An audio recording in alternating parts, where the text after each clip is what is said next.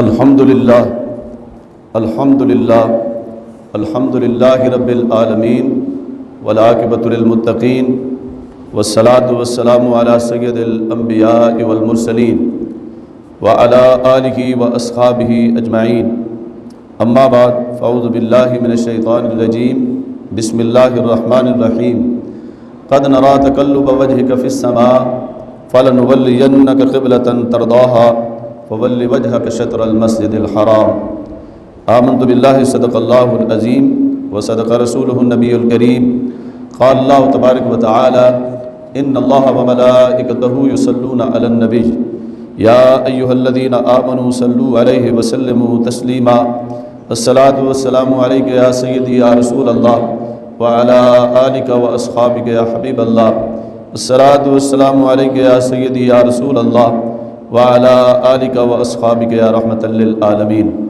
حمد و صلوات کے بعد نہایت واجب الاحترام میرے مسلمان بھائیوں اور بزرگوں، اللہ تعالیٰ کے فضل اور توفیق سے مجھے اور آپ کو اس کی عبادت کرنے کے لیے اس کے گھر میں آنے کی سعادت نصیب ہوئی۔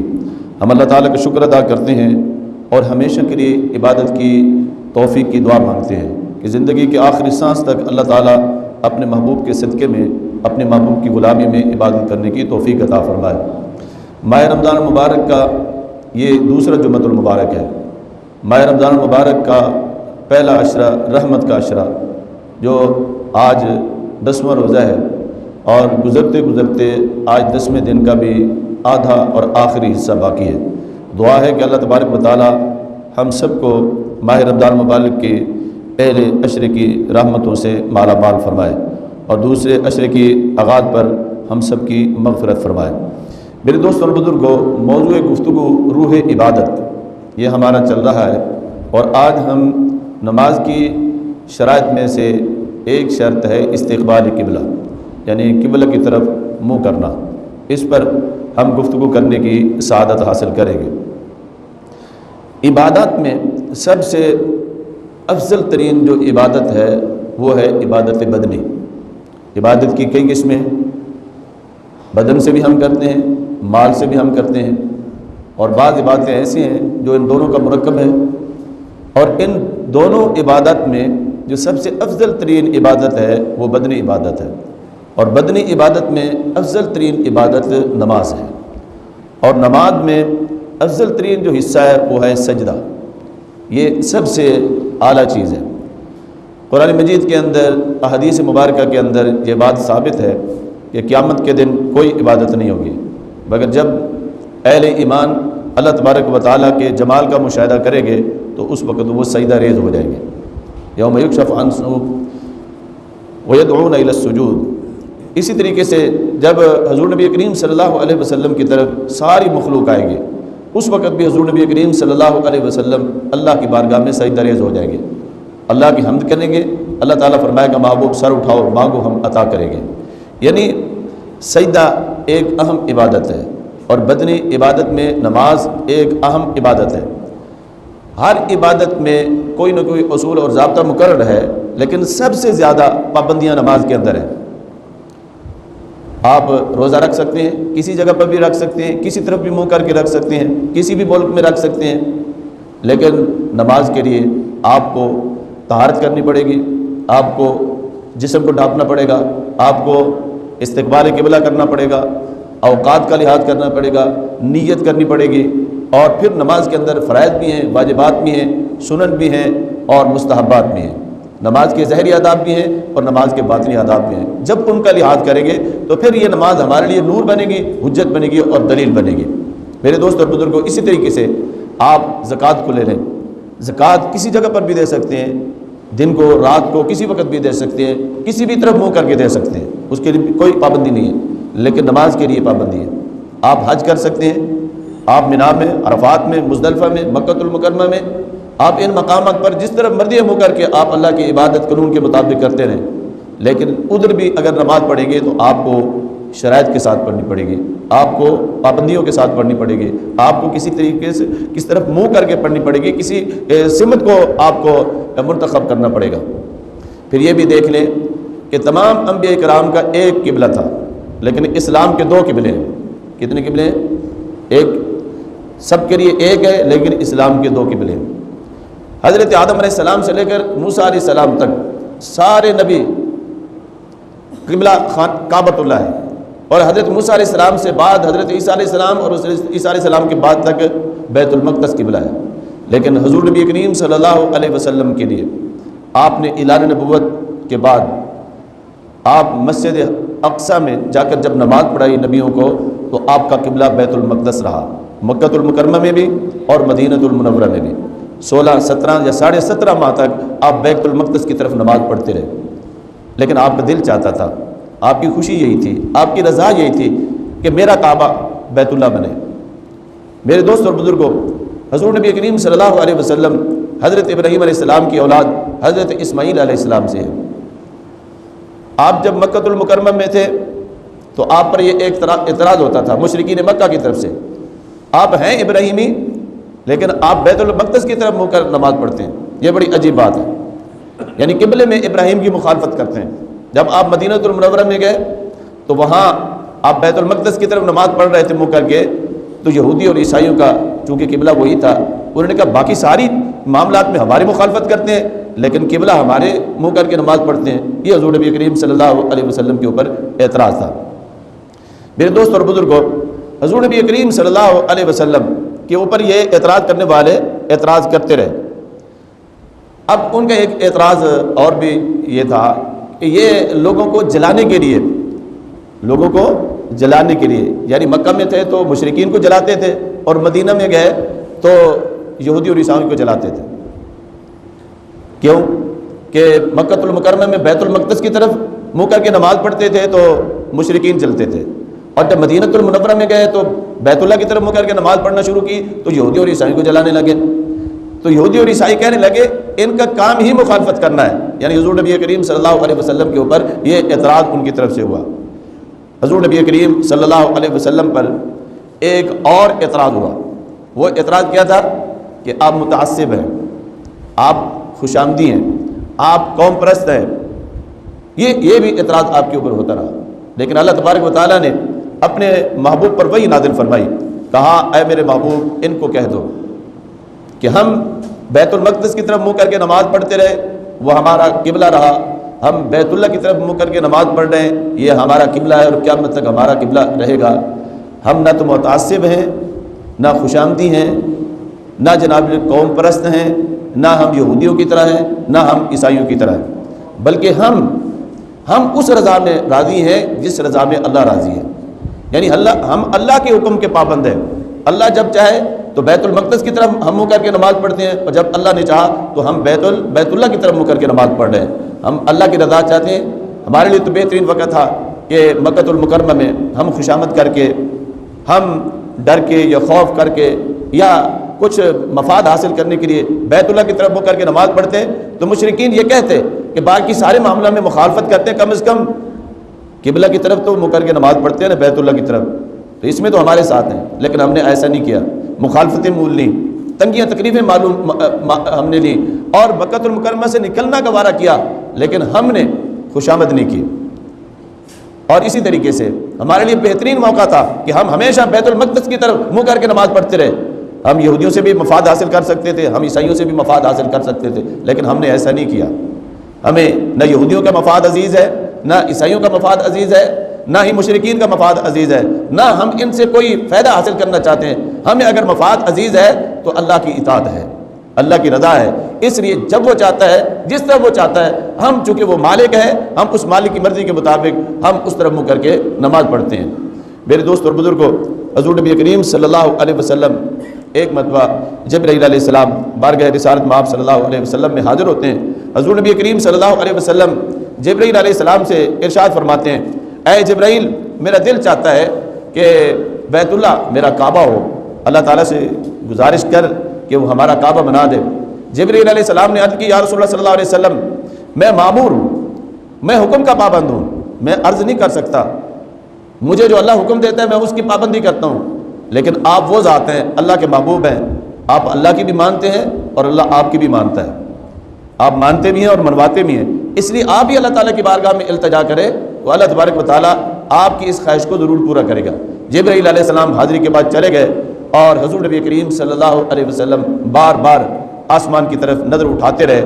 اللہ تبارک و تعالیٰ چاہتا تو نماز سے پہلے یا نماز کے بعد حکم نازل کرتا، لیکن اللہ تبارک و تعالیٰ نے عین نماز کے دوران بنی سلمہ کی مسجد کے اندر زور کی نماز 2 رکعتیں ہو چکی تھی، اور اس کے بعد اللہ تعالیٰ جبرائیل علیہ السلام کو کہا میرے محبوب کو کہو قد نری تقلب وجهك في السماء فلنولینک قبلۃ ترضاها فول وجهك شطر المسجد الحرام۔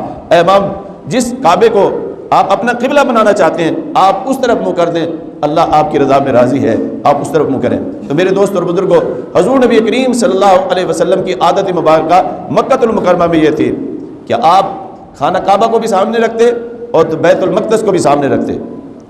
آپ خانہ کعبہ کی طرف پیٹھ نہیں فرمایا کرتے تھے۔ جب مدینہ المنورہ میں تشریف لے کر گئے تو یہ ممکن نہیں رہا کہ دونوں قبلوں کو آپ اپنے سامنے رکھتے۔ حضور نبی کریم صلی اللہ علیہ وسلم جب مدینہ المنورہ میں تشریف لے کر گئے تو تقریباً 16 سے 17.5 ماہ تک آپ بیت المقدس کی طرف نماز پڑھتے رہے۔ تو سمت کیا ہوتی تھی؟ ہمارا جو مغرب کی طرف قبلہ ہے، اور حضور نبی کریم صلی اللہ علیہ وسلم جب مدینہ المنورہ میں تشریف لے کر گئے تو اس وقت معاملہ الٹ تھا، خانہ کعبہ اس طرف تھا اور بیت المقدس اس طرف تھی، وہاں مشرق اور مغرب نہیں، شمال اور جنوب ہے۔ اب جب حضور نبی کریم صلی اللہ علیہ وسلم بنی سلمہ کے مسجد کے اندر رجب المرجب کی زور کی نماز ادا فرما رہے تھے، پیر کا دن تھا، وہی کا نزول ہوا، اسی وقت آپ نے چہرہ پھیر دیا۔ صحابہ کرام رضوان اللہ تعالیٰ علیہم اجمعین کی جماعت نے آپ کے رخ انور کو پھیرتے دیکھ کر پیچھے سے اپنے آپ کو نماز کے اندر پھیر کر اب پیچھے لے کر آئے۔ وہ جس مسجد کے اندر نمازیں کھڑی تھیں جو بعد میں ہو رہی تھیں، صحابہ کرام نے جب ان کو پیغام پہنچایا، نمازوں کے اندر سب نے اپنا قبلہ چینج کر لیا، اسی طرح منہ کر کے نماز پڑھی جس طریقے سے حضور نبی کریم صلی اللہ علیہ وسلم نے نماز ادا فرمائی۔ میرے دوست اور بزرگوں، یہ رہتی دنیا تک یہ ایک مثال اور ایک مسئلہ سمجھ میں آ جانا چاہیے کہ امام جس کو منتخب کیا جائے، اگر وہ امام ہو اور عالم ہو، وہ جس بات کا حکم دے پھر مقتدیوں کو چاہیے کہ وہ قرآن و سنت کی روشنی میں ان کے سامنے سر جھکا کر اس پر عمل کرنا چاہیے، اس پر اعتراض نہیں کرنا چاہیے۔ میرے دوست اور بزرگوں، حضور نبی کریم صلی اللہ علیہ وسلم قبلہ کی طرف منہ کر کے نماز پڑھ رہے ہیں۔ قبلہ کی طرف منہ کرنا کیوں ضروری ہے؟ اس کی بہت ساری حکمتیں ہیں، اس کے بہت سارے فائدے ہیں۔ نماز میں دل کی حاضری ضروری ہوتی ہے، جو محض سکون کے واسطے حاصل ہوتی ہے، اور سکون جب ہی ہو سکتا ہے اگر دھیان دنیا کی چیز سے کٹ کر اللہ کی طرف ہو جائے۔ دماغ اور دھیان کو انتشار اور ذہنی سے بچانے کے لیے ضروری ہے کہ قبلہ توجہ ایک ہی طرف ہو، اسی کا نام قبلہ ہے۔ اگر آپ بار بار پھرتے رہیں اور کبھی اس طرف منہ کریں کبھی اس طرف منہ کریں تو کبھی بھی دھیان آپ کو نصیب نہیں ہوگا، توجہ آپ کو نصیب نہیں ہوگی۔ تو اس لیے توجہ حاصل کرنے کے لیے، سکون حاصل کرنے کے لیے ایک سمت کی طرف منہ کرنا ضروری ہے۔ یہ ایک حکمت ہے قبلہ کی۔ دوسری حکمت یہ ہے کہ مسلمانوں میں اتفاق، محبت ایک بہت بڑی نعمت ہے۔ ہر شخص اگر مختلف سمت میں نماز پڑھتا تو اختلاف ظاہر ہوتا۔ لازم تھا کہ ایک اللہ کے بندے، ایک نبی کے امتی، ایک قرآن کے حامل، ایک ملت کے افراد ایک ہی سمت میں نماز پڑھتے، تو اسی کا حکم دیا گیا ہے۔ اور علامہ محمد اقبال رحمۃ اللہ تعالی علیہ نے اسی طرف اشارہ کیا ہے، قرآن حدیث کی روشنی میں کہا منفعت ایک ہے، اس قوم کا نقصان بھی ایک ہی سب کا نبی، دین بھی، ایمان بھی ایک، حرم پاک بھی، اللہ بھی، قرآن بھی ایک، کچھ بڑی بات تھی ہوتے جو مسلمان بھی ایک۔ یہ یعنی بہت بڑی بات ہے کہ اگر مسلمان ایک ہو جائیں، یعنی ساری چیزیں ایک ہیں، لیکن ایک ہونا ہمارے لیے ضروری ہے، جو کہ اب تک ہم ایک نہیں ہو رہے۔ اور قرآن کا جہاں بھی آپ کو حکم ہوگا وَاعْتَصِمُوا بِحَبْلِ اللَّهِ جَمِيعًا وَلَا تَفَرَّقُوا، ہم ایک نہیں ہو رہے۔ اور ایک کس میں ہوں گے؟ اللہ میں ہم ایک ہے، ایک وحدہ لا شریک ہے۔ کسی فرقے سے بھی پوچھیں وہ یہی کہے گا کہ اللہ ایک ہے۔ دین کے بارے میں پوچھیں گے تو وہ یہی کہے گا دین اسلام ایک ہی ہے۔ قرآن کے بارے میں پوچھے گئے تو ہر ایک کا جواب یہی ہوگا کہ قرآن مجید ایک ہی اللہ کی آسمانی کتاب ہے جو ہمارے پاس اس وقت موجود ہے پچھلی کتابوں کے بعد۔ اب رہ کون سی چیز گئی؟ جب تک ہم نبی میں ایک نہیں ہوں گے تب تک ہم کامیاب نہیں ہو سکتے۔ ہم اگر ایک نہیں ہیں تو نبی کے اندر ایک نہیں ہے، نبی کی محبت میں ایک نہیں ہے، نبی کے مسئلے میں ایک نہیں۔ جس دن یہ امت نبی کے مسئلے میں متحد ہوگی اور ایک ہو گئی، اس دن یہ دوبارہ صحابہ کرام والا جو مزاج تھا، جو ماحول تھا، پھر ہمیں نصیب ہو جائے گا، پھر ہمیں ترقی نصیب ہوگی۔ قرآن کو بھی ایک مانتے ہیں، پڑھتے بھی ہیں، اور اللہ کو بھی ایک مانتے ہیں، اسی کی عبادت کرتے ہیں، دین اسلام کو بھی ایک مانتے ہیں، اور محمد رسول اللہ صلی اللہ علیہ وسلم کو ایک مانتے ہیں، اللہ کا نبی۔ لیکن اس کے جو تقاضے ہیں، جو اس کی محبت کے، جو اس کی اتباع کے، جو اس کی اطاعت کے، جو اس کی فرمانبرداری کے، جو اس کی شان اور عظمت کے، اس کے اندر ہماری نیت ایک نہیں ہے، ہمارا عمل ایک نہیں ہے، ہمارا نظریہ ایک نہیں ہے، ہمارا عقیدہ ایک نہیں ہے۔ جس دن نبی کے معاملے میں ہم ایک ہو جائیں گے، اس دن قرآن بھی ہمیں سمجھ آ جائے گا، دین اسلام بھی ہمیں سمجھ آ جائے گا، اور اللہ کی بارگاہ میں جو ہم عبادت کرتے ہیں وہ بھی قبولیت کے درجے پر فیض ہو جائے گی۔ میرے دوست اور بزرگوں، ایک حکمت قبلہ کی یہ بھی ہے کہ بعض جگہوں سے افضل ہوتی ہیں۔ کعبہ زمین کے دوسرے حصوں سے افضل تھا، اور اس جگہ رب کی خاص تجلیات ہوتی ہیں۔ اس طرف نماز پڑھنے سے انوار الہی حاصل ہوتے ہیں۔ اس کی فضیلت پر خدا نے اسی شہر کی قسم کھائی ہے، لا اقسم بہذا البلد وانت حل بہذا البلد، قسم ہے شہر مکہ کی، درا حال کہ آپ بس رہے اس شہر میں۔ مدرجہ بالا حکمتوں کے بنا پر اللہ تعالیٰ نے عصر حاضر کے مسلمانوں کے لیے خانہ کعبہ کو قبلہ مقرر فرمایا۔ میرے دوست اور بزرگوں، قرآن مجید اور احادیث مبارکہ کے اندر خانہ کعبہ کے جو عظمتیں اور شانیں ہیں وہ ہمارے سامنے موجود ہیں، ہم ان کو سمجھ سکتے ہیں۔ بیت المقدس کو بنانے میں اور خانہ کعبہ کو بنانے میں جو نسبتیں ہیں ان کو اگر دیکھیں تو خانہ کعبہ ہی بیت اللہ ہی قبلہ ہونا چاہیے۔ بیت المقدس کو جنات نے بنایا ہے، بیت المقدس کو کس نے بنایا ہے؟ جنات نے بنایا ہے، اور خانہ کعبہ کو انبیاء کرام کی جماعت نے بنایا ہے، یعنی حضرت آدم علیہ السلام سے لے کر حضور نبی کریم صلی اللہ علیہ وسلم تک اگر آپ دیکھیں تو کہیں فرشتے نظر آتے ہیں، کہیں نوح علیہ السلام نظر آتے ہیں، کہیں حضرت ابراہیم علیہ السلام نظر آتے ہیں، کہیں حضرت اسماعیل علیہ السلام نظر آتے ہیں، کہیں آپ کے اور میرے نبی صلی اللہ علیہ وسلم بھی خانہ کعبہ کو بنانے میں نظر آتے ہیں۔ جو عمارت جنات کے ہاتھوں سے بنے اس کی افضلیت کچھ اور ہوتی ہے، جو عمارت نبیوں کے ہاتھوں سے بنے اس کی افضلیت اور مقام کچھ اور ہوتا ہے۔ تو اس لیے میرے دوست اور بزرگوں، دوسری فضیلت بھی آپ دیکھ لیں کہ بیت المقدس میں ایک نماز پڑھے تو اس کا ثواب کچھ اور ہوتا ہے، اور خانہ کعبہ کے اندر مسجد حرام کے اندر اگر نماز پڑھیں تو اس کا ثواب کچھ اور ہوتا ہے۔ قرآن حدیث کی روشنی میں خانہ کعبہ اور مسجد حرام میں ایک نماز اگر ہم پڑھتے ہیں تو اس کا ثواب 1,00,000 نماز کے برابر ملتا ہے۔ وہاں اگر 1 دینار خرچ کرتے ہیں تو ثواب اس کا 1,00,000 دینار کے برابر ملتا ہے، اور اگر 1 روزہ رکھتے ہیں تو 1 روزے کا ثواب 1,00,000 روزے کے ثواب کے برابر ملتا ہے۔ 1 نیکی کرتے ہیں تو اس کا ثواب 1,00,000 نیکی کے برابر اجر ملتا ہے، اور اگر گناہ بھی 1 کرتے ہیں تو اس کی سزا بھی 1,00,000 گناہ کے برابر ملتی ہے۔ یعنی یہ خانہ کعبہ کی عظمت اور شان ہے۔ تو اس وجہ سے خانہ کعبہ کو قبلہ بنانا یہ ضروری تھا کہ اس کی عظمتیں اور شانیں بہت بلند بالا ہیں۔ اب ہم دیکھتے ہیں کہ اس کے اندر مزید حکمتیں کیا ہیں۔ پہلی حکمت دیکھیں، پہلی کتابوں میں حضور نبی کریم صلی اللہ علیہ وسلم کو کس عظمت اور شان کے ساتھ پکارا جاتا تھا؟ آپ کے القاب کیا تھے؟ امام القبلتین، نبی الحرمین، امام الثقلین۔ اس لیے آپ کو یہ شرف عطا ہوا کہ آپ 2 قبلوں کے امام ہیں، آپ 2 قبلوں کی طرف منہ کر کے نماز پڑھیں گے۔ آپ کو پہلے سے کہا جا رہا ہے کہ آپ امام القبلتین ہیں۔ دوسری حکمت، بعد انبیاء نے بیت المقدس کی طرف نماز ادا کی، بعد نے خانہ کعبہ کی طرف۔ آپ تمام انبیاء کرام کے کمالات کے جامع تھے، لہذا دونوں طرف آپ کا قبلہ ہونا ضروری تھا۔ دونوں طرف آپ کا قبلہ، اگر آپ ایک قبلہ کی طرف منہ کر کے نماز پڑھتے تو ایک کمالات نہ ہوتا، لیکن اللہ تبارک و تعالیٰ نے تمام انبیاء کرام کے کمالات کو اپنے محبوب کے اندر رکھا، بلکہ آپ کو اضافی کمالات بھی عطا فرمایا جو دیگر انبیاء کرام کے اندر موجود نہیں تھے۔ تیسری حکمت، قبلہ سے حضور صلی اللہ علیہ وسلم کی عظمت وابستہ نہیں ہے، یہ ذہن میں رکھنا۔ قبلہ سے حضور نبی کریم، یعنی آپ نے خانہ کعبہ کی طرف منہ کیا تو اس وجہ سے آپ کی عظمت ہے، نہیں، حضور نبی کریم صلی اللہ علیہ وسلم اللہ کے بعد وہ ذات ہے کہ آپ کو نسبتیں اللہ سے ہیں، لیکن باقی ساری مخلوق کو اگر نسبتیں حاصل ہیں تو وہ حضور سے ہیں۔ صحابہ کرام کو جو عظمتیں اور شانیں ملی ہیں وہ حضور کی نسبت سے ہیں۔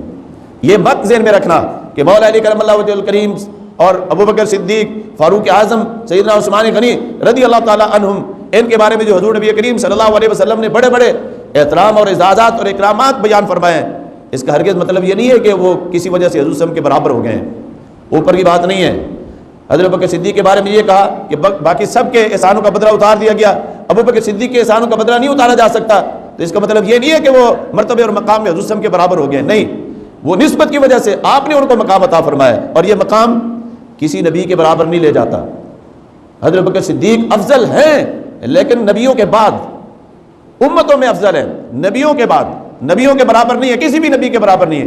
اسی طرح کوئی بھی صحابی نبی کے برابر نہیں ہو سکتا، جب وہ کسی اور نبی کے برابر نہیں ہو سکتا تو حضور نبی کریم صلی اللہ علیہ وسلم کے برابر بھی نہیں ہو سکتا۔ اس لیے یہ ذہن میں رکھنا، حضور صلی اللہ علیہ وسلم کا خانہ کعبہ کی طرف منہ کر کے نماز پڑھنا خانہ کعبہ کی عظمت ہے، خانہ کعبہ کی عظمت ہے، ورنہ تو خانہ کعبہ کے اندر 360 بت پڑھ رہے تھے، اور حضور نبی کریم صلی اللہ علیہ وسلم نے آ کر ان کو پاک کیا۔ حضور اکرم صلی اللہ علیہ وسلم نے بڑے بڑے انبیاء کرام کے اوپر، کسی کے اوپر شرک کا ملبہ پڑا ہوا تھا، کسی کے اوپر جادوگری کا ملبہ پڑا ہوا تھا، کسی کے اوپر اللہ کا بیٹے کا ملبہ پڑا ہوا تھا، آپ تشریف لائے تو سارے نبیوں کی عظمت اور شان کا اظہار کر دیا، ان کے سارے الزامات کو دور کر دیا، کوئی نبی بھی مشرک نہیں ہے، کوئی نبی بھی جادوگر نہیں ہے، کوئی نبی بھی اللہ کا بیٹا نہیں ہے، سب اللہ کے بندے ہیں، سب اللہ کے رسول ہیں۔ تو میرے دوست اور بزرگوں، حضور نبی کریم صلی اللہ علیہ وسلم نے ہی خانہ کعبہ کو عظمت اور عزت بخشی کہ آپ کی طرف منہ کر کے آپ نے سجدہ فرمایا۔ تو آپ جب پیدا ہوئے مجھے بتائیں کہ خانہ کعبہ کس طرف جھکا، سجدہ کس طرف اس نے کیا؟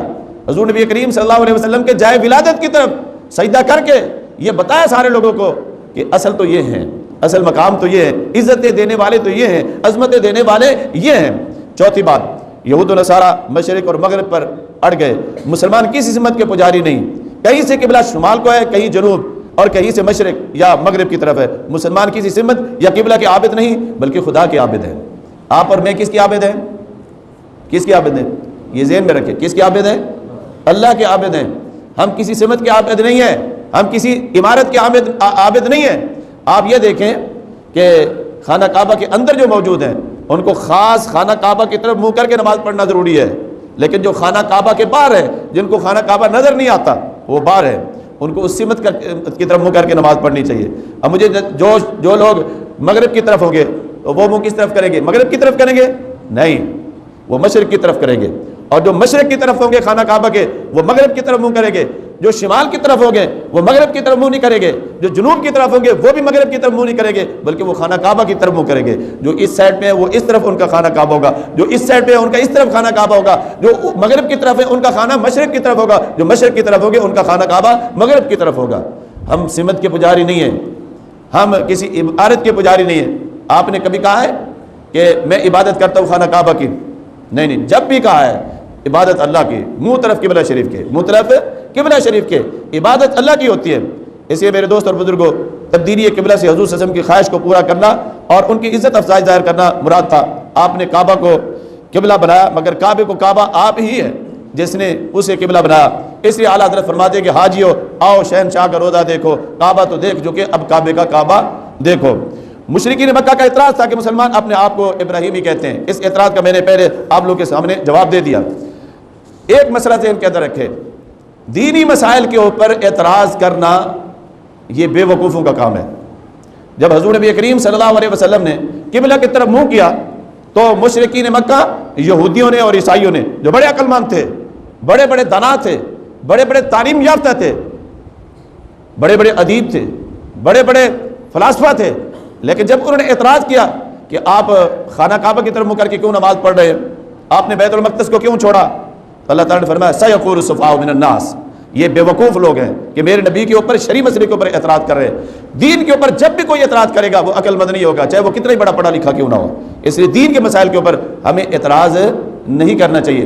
میرے دوست اور بزرگوں، نماز کے اندر قبلہ کی طرف منہ کرنا شروع نماز سے لے کر آخر نماز تک ضروری ہے، اور یہ نماز کی شرائط میں سے ایک شرط ہے۔ کسی جگہ پر جنگل میں یا ویرانے میں آپ نماز پڑھنے کے لیے تشریف لے کر گئے، وہاں کوئی بتانے والا نہیں ہے، آپ تحریک کریں، سوچ و وچار کریں، جس طرف آپ کا ذہن مانے کہ قبلہ اس طرف ہے آپ اس طرف منہ کر کے نماز پڑھیں، کوئی بتانے والا نہیں ہے۔ آپ نے اگر نماز پڑھ لی ہے تو آپ کو کسی نے بعد میں بتایا، پتہ چلا تو آپ کی نماز ہو گئی ہے، لیکن اگر کوئی بتانے والا موجود ہے، آپ نے پوچھا ہی نہیں ہے، تو بعد میں آپ کو پتہ چلا کہ میں نے خانہ کعبہ کی طرف منہ کر کے نماز نہیں پڑھا، تو آپ کی نماز نہیں ہوگی۔ جب بتانے والا موجود ہو تو پھر پوچھنا چاہیے، پھر پوچھ کر نماز پڑھنی چاہیے، پھر وہ غلط بتائے یہ صحیح بتائے، وہ اپنی طرف سے تو صحیح بتائے، لیکن ہو غلط یا یہ صحیح ہو جائے تو نماز ہو جائے گی۔ لیکن اگر آپ کو تحریک کرنے میں آپ کا دل نہیں جم رہا تو اب آپ کیا کریں گے؟ اب آپ جدھر بھی آپ کا دل جمے گا، یعنی آپ پہلی رکعت پڑھیں گے ایک سمت کی طرف، پھر دوسری رکعت پڑھیں گے دوسری سمت کی طرف، پھر تیسری رکعت پڑھیں گے تیسری سمت کی طرف، پھر چوتھی رکعت پڑھیں گے چوتھی سمت کی طرف، پھر آپ کی نماز ہو جائے گی۔ لیکن اگر آپ کا دل جم گیا ہے پھر آپ ایک سمت کی طرف منہ کر کے نماز پڑھیں گے، اگر دل نہیں جمع، پتہ نہیں چل رہا، پھر آپ کو چاروں سمت منہ کر کے آپ کو نماز پڑھنی پڑے گی۔ آپ بیمار ہیں، آپ قبلہ کی طرف منہ کر کے نماز نہیں پڑھ سکتے، تو آپ کا سر سرہانے پر ہو، آپ کے پاؤں قبلہ کی طرف ہو، آپ کا منہ قبلہ کی طرف ہو، آپ کی نماز اس اشاروں کے ساتھ ہوگی، اب بے ادبی نہیں ہوگی، اور آپ کو اسی طریقے سے نماز پڑھنی پڑے گی۔ آپ قبلہ کی طرف منہ نہیں کر سکتے، بیماری کی وجہ سے یا کوئی مددگار نہیں ہے، کوئی شریع ادھر موجود ہے، آپ جس طرف مرضی منہ کر کے نماز پڑھ لیں، آپ کی نماز ہو جائے گی۔ استقبال قبلہ سے مراد یہ نہیں ہے کہ ناک کی سیدھ ہو، بلکہ آپ کے پیشانی کے سامنے خانہ کعبہ ہونا چاہیے، یہ نماز کے اندر شرط ہے۔ قبلہ ہمارا ایک ہے، دین ہمارا ایک ہے، نبی ہمارا ایک ہے، اللہ ہمارا ایک ہے، سوچ ہماری ایک ہے، نظریہ ہمارا ایک ہے۔ اسی نظریے کو، اسی سوچ کو مد نظر رکھتے ہوئے تاریخ اسلام